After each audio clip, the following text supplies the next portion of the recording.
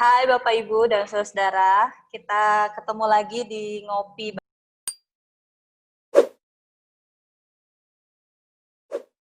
dengan anak muda yang kayaknya pangling nih ya Bapak Ibu, soalnya terakhir ketemu waktu remaja pasti sama beliau. Udah lama. Udah lama banget 10 ya, tahun lalu kali. 10 tahun yang lalu. Nah, Iya. siapakah dia? Mari silahkan memperkenalkan diri. Halo, nama saya William Samosir. Kalau di MI dulu sering panggil Billy. Em, Anaknya Pak Jeffrey sama Bu Lisa. Em, Sekarang lagi tinggal di Amerika. Dulu pas pertama cabut ke Singapura, 4 tahun. Sekarang udah 6 tahun di Amerika. Iya, Boleh dong gitu cerita deh. perjalanan sampai kok ada di sana itu seperti apa? Eh, Panjang juga ya. Dari pertama,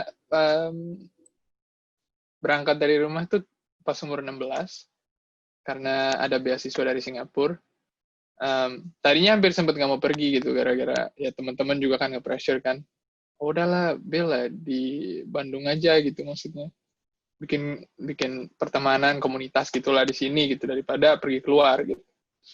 Cuman kalau dari, kan waktu itu kan kata papa mama juga ya ujungnya terserah kamu gitu, tapi kapan lagi sih gitu kan. Udah dapet ini gitu, kamu maksudnya salah satu yang dipilih. Nah, lucu juga sih, maksudnya kayak advice itu ujung-ujungnya jadi kayak, ya emang kalau secara disadari pribadi itu memang kayak uh, kecenderungan diri sih, kayak segala sesuatu yang aku lakuin kan emang kayak kapan lagi sih gitu, jadi ya dilakuin aja gitu dan lihat hasilnya gitu kan. um, tapi ya dari situ akhirnya milih ke Singapura. um, Sekarang kan pas di Singapura itu emang technical banget ya, maksudnya ngambil studinya kayak matematik, fisika segala macam. Cuman ada opsi untuk ngambil seni. Nah, tadinya ngambil iseng-iseng aja gitu, kayak ke 2 tahun pertama. Terus papa mama juga sempat khawatir kan, aduh ini ngambil seni nanti jadinya apa gitu, maksudnya, atau ujungnya kemana gitu. Tapi uh, ya thankful juga sih, maksudnya mama papa itu emang open banget dari segi pembelajaran, kayak mendukung juga gitu, maksudnya emang mendukung passion. Dan ujung-ujungnya ya sekarang sampai jadi profesi gitu. Meskipun tumpuannya bukan seni, tapi semua yang dilakuin itu dasarnya itu seni gitu. Kayak sekarang aku di sini kan kerja sebagai programmer sebenarnya. Jadi ujung-ujungnya dari papa juga sih. nurun lagi ujung-ujungnya. Tapi ya begitu. Maksudnya emang unexpected lah sampai ke sininya. Bisa ujung-ujungnya jadi programmer, tinggal di Amrik. Um, Ya kalau secara singkat gitu sih perjalanannya, arc-nya. Dari umur 16 udah ninggalin rumah dan langsung jauh banget ya. Maksudnya tuh Iya. keluar negeri gitu. Apa sih yang kamu rasain saat itu gitu ya di umur 16 pergi ninggalin rumah sendirian? Apa sih yang kamu rasain saat itu? Mungkin ketakutan atau mungkin juga ada satu excited tersendiri dan lain sebagainya. Boleh cerita sampai yang ke sekarang ya berarti perjalanan udah 10 tahun ninggalin rumah. Ya takut sama excited sih, dua-duanya itu kayak jadi gimana ya, feelingnya tuh gini gitu tiap kali. naik turun. Pas pertama ke Singapura juga aku kan suka bingung kayak kok aku nggak terlalu homesick mah homesick gitu kan, maksudnya kangen Bandung lah, cuman kenapa nggak homesick banget gitu ya, sementara kan mungkin ada teman-teman yang apa ya, yang emang kayak kerasa sedih banget gitu, kayak misalnya jauh dari ortu, jauh dari teman. Cuman aku nggak tahu kenapa lebih ke arah excitednya sih, meskipun ya kangen mama papa, kangen Bandung, kangen teman-teman segala macam, cuman mungkin dua-duanya jadi jadi mendorong ke depan gitu. Pengalaman yang paling berkesan yang bisa dibagiin? Yang di mana dulu nih? Di Singapura? Boleh, yang sekarang juga boleh, semua juga boleh. Aduh, yang sekarang itu gimana ya? Kalau yang sekarang, yang paling recent, yang paling baru-baru ini, kan setelah lulus, aku harus apply visa kerja. Nah, kan pas apply visa kerja itu kan ada pilihannya dua. Satu yang H1B itu untuk visa bareng employee lah istilahnya, disponsorin. Nah, ada juga O1B itu artis visa, jadi visa untuk seniman. Nah, yang visa seniman ini lebih susah sebenarnya untuk dapat karena harus testimonialnya banyak gitu kan. Nah, aku setelah lulus, ujung-ujungnya milih, kayaknya ini emang harus artis visa sih. Soalnya yang H1B-nya kayaknya agak susah gitu, ada lotre segala macam juga, jadi ada apa namanya? Ada riskan juga lah istilahnya. Nah, jadi dari Februari tahun 2019 sampai akhir tahun, itu aku pindah-pindah kerja klien aja terus gitu. Jadi freelance, kerja, terus minta surat dong, gitu. biar disponsorin gitu kan. Biar jadi apa testimoni lah untuk kerjaan Pak Bu gitu. Pokoknya kiri kanan lah semua udah didatengin gitu kan. Sampai terus hari pas September 2019, ngasih aplikasi, terus dikabarin, oh kami perlu evidence, perlu tambah lagi evidence-nya. Nah, kan itu udah lumayan berabe kan, aduh, harus bayar lawyer lagi, harus maksudnya kerja lagi, tambah gitu kan. Udah pusing, terus sampai November akhirnya disubmit lagi. Nah, seharusnya aku dapat pengumuman itu sekitar Desember pas Natal lah kira-kira. Nah, terus nggak dengar kabar apa-apa kan. Jadi ini udah mulai pusing, maksudnya ini dapat atau enggak, apakah harus balik ke Indo juga gitu kan. Terus maksudnya udah bareng roommate juga di sini, udah ada tempat tinggal.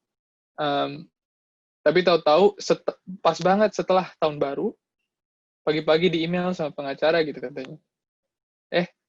Dapat cina. Dapat gitu. Terus katanya ya udah bisa 3 tahun di US. Wah, itu emang happy banget sih, aku langsung telepon semua orang, kayak mama papa ditelepon, ya semua lah pokoknya, teman-teman zaman dulu diteleponin. Ya maksudnya thankful dan grateful banget gitu, punya apa ya, dari itu kan pengalaman yang, kalau untuk aku pribadi sih itu pengalaman yang beneran turbulen gitu, atau tumultuous lah istilahnya. Jadi kayak challenge-nya banyak, terus mental challenge-nya juga banyak gitu kan. Emang sehari-hari itu sampai sibuk banget. Tapi grateful dapet support dari teman-teman sekitar, bahkan dari teman-teman yang remote gitu. Cuman itu sih surprise banget pas tahun baru. Kayak hadiahnya 2. Ya. Kedengeran. Berarti, Itu udah. Berarti senang banget ya dapat tambahan izin di sana ya. Iya. Lega banget apa kerasanya setelah dapet. Boleh dong cerita sedikit lingkungan di sana seperti apa, pertemanan, lingkungan pekerjaan, lingkungan masyarakat, mungkin gitu ya, yang mungkin mempengaruhi Billy dalam berelasi, dalam mungkin juga pertumbuhan iman. Boleh dong. Sebenarnya gimana ya mulainya ya? Soalnya relasiku ini sebenarnya dibagi 2 sih kalau bisa dibilang. Karena aku juga lumayan deket sama 2 temen di Bandung. Satu sekarang di Jerman sih. Dia dulu di Bandung, sekarang di Jerman. Kita bertiga emang lagi membuat kolektif seni istilahnya. Dan terus tahun ini kita beruntung bisa dapat kesempatan untuk belajar bareng studi kolektif Good School. Nah, jadi kita itu udah 3 tahun sebenarnya. 3 tahun itu kita udah emang kayak berkoneksi atau bicara, ngobrol, diskusi, bikin karya seni, bikin project, itu lewat video call gini juga. Nah, itu mereka, kan teman-teman udah dari TK juga ya, maksudnya teman dari TK sampai sekarang kita bikin proyek sini bareng-bareng, jadi kayak itu roots lah istilahnya, roots sosialisasi gitu. Kayak sering bicara tentang memori sekolah lah, memori SD, memori SMP, segala macam. Jadi ada sesuatu yang menurutku sangat nostalgic gitu dengan adanya mereka. Nah, kalau secara fisikal sendiri di sini, Sekarang kan aku tinggal di New York ya. Aku tinggal di New York sama tiga teman, yang 2 dulu dari sekolah, yang satu lagi baru kenal gitu sama 2 tahun ini. Sejauh ini baik banget kayak it works out gitu loh, kita berempat. Meskipun ya background-nya beda-beda. Yang satu dia dari New Jersey, yang 2 lagi emang dari South gitu kan, dari selatan. Dan waktu aku ke kuliah, roommate-ku itu satu ada yang orang Israel, satu lagi ada yang ada orang Filipina dari Philippines, satu lagi emang orang US. Jadi emang ganti-ganti lah istilahnya. Dan mungkin pengalamanku beda sama orang lain, tapi sejauh ini, sejak dari kuliah sampai sekarang, menurutku tuh salah satu plus point-nya, atau dari SMP sih, dari pas di Singapura juga. Karena di Singapura kan aku dapat roommate, maksudnya ada roommate dari China, ada waktu juga roommate dari orang Indonesia, orang Singapura, segala macam. Itu salah satu plus point-nya sih menurutku, yaitu diekspos ke pengetahuan atau perspektif yang berbeda gitu. Ideologi yang berbeda, dan juga mungkin persepsi terhadap dunia yang berbeda. Gitu. Dan mungkin juga bisa dibilang standar etika, standar moral yang beda gitu kan. Dan itu menurutku merupakan sebuah tumpuan untuk bisa belajar berkomunikasi atau berbahasa gitu juga. Kayak untuk bisa throw in ideas itu salah satu skill sih yang aku dapat dari bisa ketemu orang banyak kayak gini. Kalau sekarang ini ya lagi pandemi, lebih gimana ya? Ya udah di rumah aja sih, jarang keluar. Iya, nah kalau soal ini kan kita ngopi ya, ngobrol untuk pertumbuhan iman. Kebutuhan spiritualitas kamu sendiri bisa terpenuhi di sana melalui apa sih? Kalau aku sih emang berkomunitas ya sebenarnya, secara spiritualitas, berkomunitas dan bisa mempunyai meaningful conversation sebenarnya. Karena menurutku pada dasarnya itu meaningful conversation itu kan dimana kita bisa ya kita itu memang kan kita nggak bisa tumbuh sendiri kan. Kayak kalau emang kita mau tumbuh itu ya harus bisa accept dan harus bisa challenge gitu loh. Itu pendapatku sih. Dan menurutku spiritualism itu ya dengan first of all ya memenuhi keperluan spiritual sendiri, dan pada saat bersamaan memberi, itu kayak giving kepada orang lain. Kalau di sana kamu ikut misalnya semacam kayak persekutuan atau masuk dalam sebuah komunitas Kristen gitu enggak sih? Atau memenuhi kebutuhan spiritualitasnya sendiri aja dengan sel grup kecil tadi yang cuma 3-4 orang itu? Atau ikut satu gereja tertentu misalnya? Aku lebih open sih Kak Esther, kayak lebih fleksibel mungkin ya. Ini mungkin pandanganku pribadi, tapi aku lebih prefer untuk berspiritualitas mungkin dengan cara yang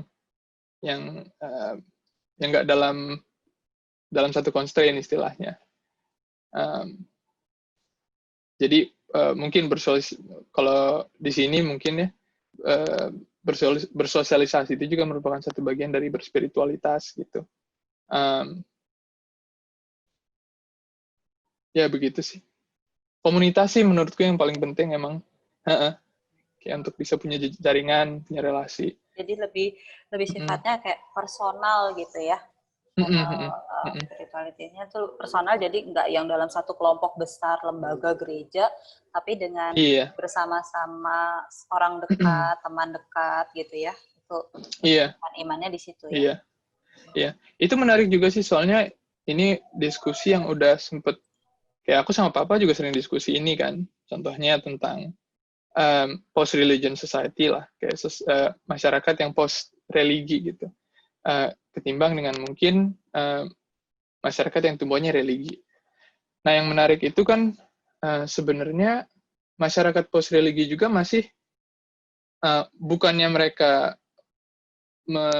disavow tuh apa ya bahasa Indonesia? Bukannya mereka menyangkal gitu, menyangkal struktur-struktur dari religi gitu kan, tapi justru itu merupakan ya perlu dicari lagi gitu bentuknya. Contohnya untuk bisa berkomunitas, untuk bisa mempunyai virtue ethics gitu kan, untuk apa sih yang baik dan apa yang buruk gitu kan, dalam bentuk standar, atau ya bagaimana caranya berrelasi, apa tujuan hidup, setting goals segala macam.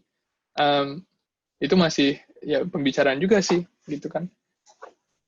Maksudnya ada continuity-nya gitu, ada keberlanjutannya lah istilahnya.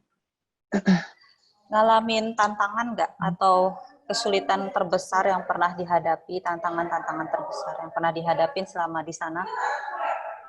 Dari semua segini ya. Apa ya? Tantangan utama mungkin ya pas awal-awal aja. Itu sih bersosialisasi karena secara budaya juga kan beda kan. Dan ini maksudnya bukan dari segi lifestyle doang, dari segi berbicara gitu. Karena ada contohnya pas aku ke Singapura, kan dulu sempat belajar bahasa Inggris pas di Bandung itu British English lah ya. Nah sementara orang di Singapura itu punya aksen namanya Singlish. Jadi kadang kalau kita ngomong tapi nggak ada aksen Singlish sama orang Singapura agak bingung gitu. Wah, lu ngomong apa gitu kan? Sementara setelah 4 tahun gitu, aku mulai biasa ngomong Singlish. Pas ke Amerika ngomong pakai ngomong Singlish sama orang-orang bingung gitu. Lu ngomong apa gitu kan? Jadi jadi kayak dilontar-lantar lah, dilempar-lempar gitu secara habit atau budaya. Ya tantangan terbesar emang adaptasi itu, tapi kerasa setelah beberapa lama itu jadi kebiasaan juga untuk bisa adapt. Terus tantangan apa lagi ya?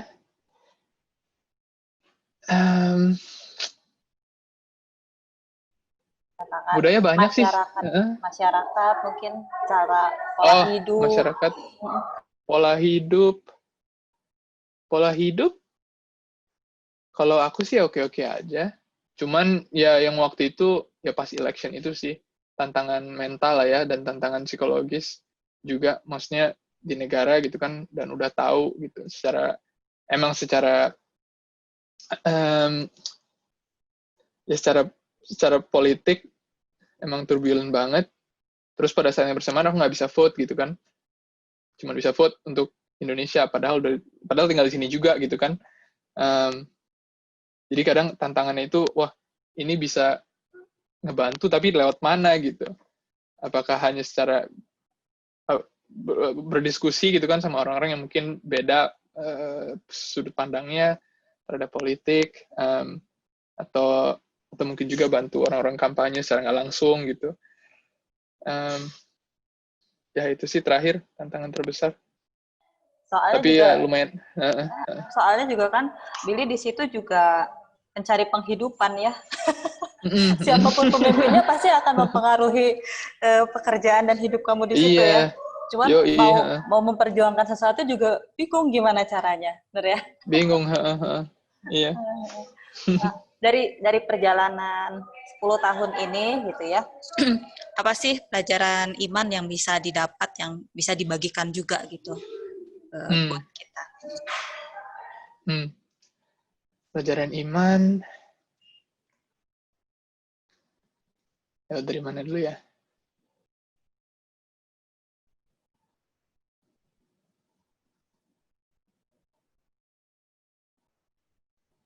Mungkin dari pas di Singapura deh.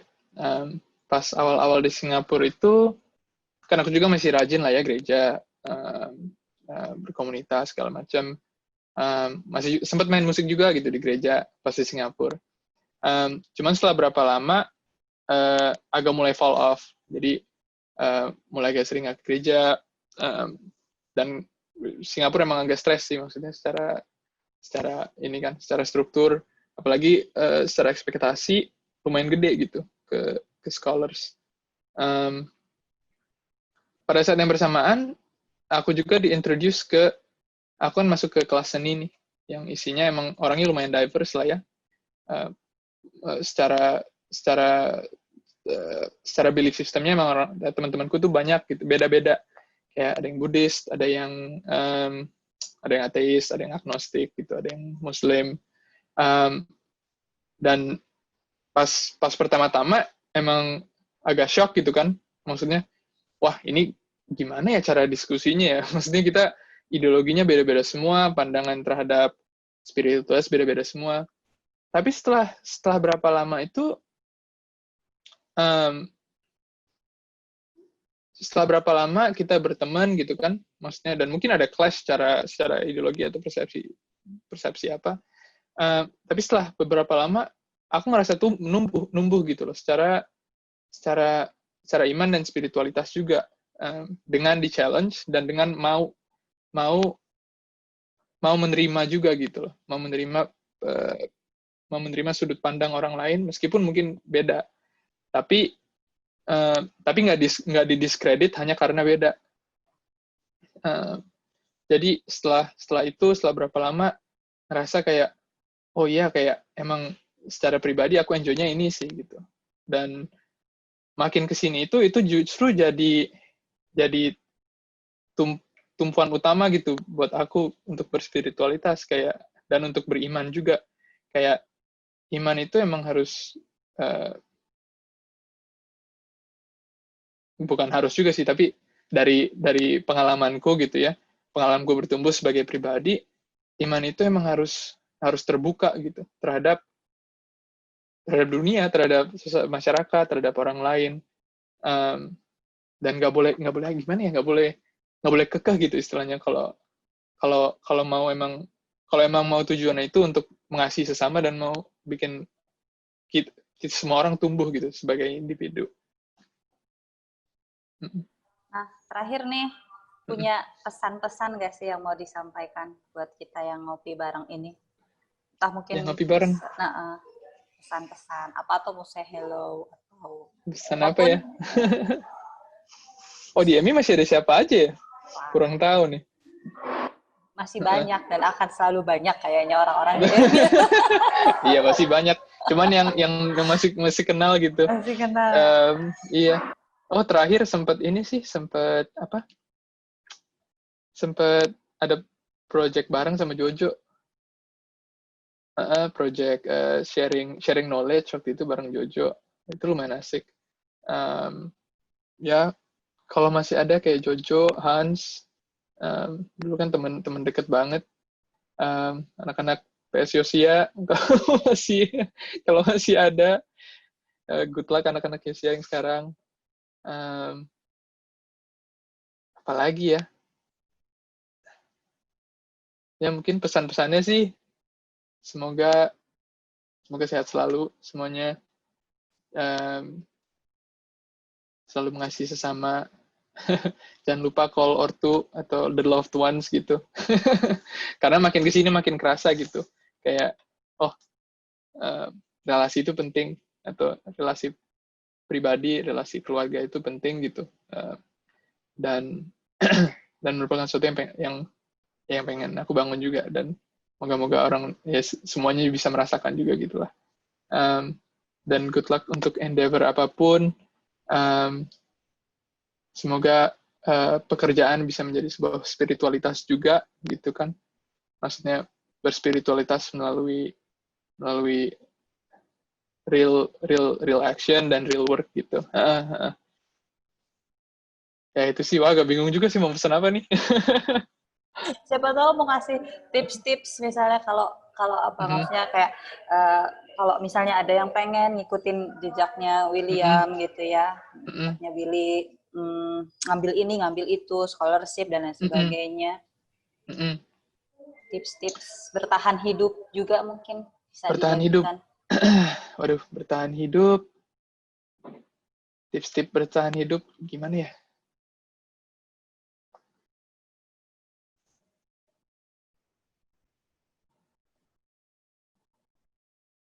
Tips-tips bertahan hidup kalau misalnya emang merantau atau emang harus keluar, relasi sih sebenarnya.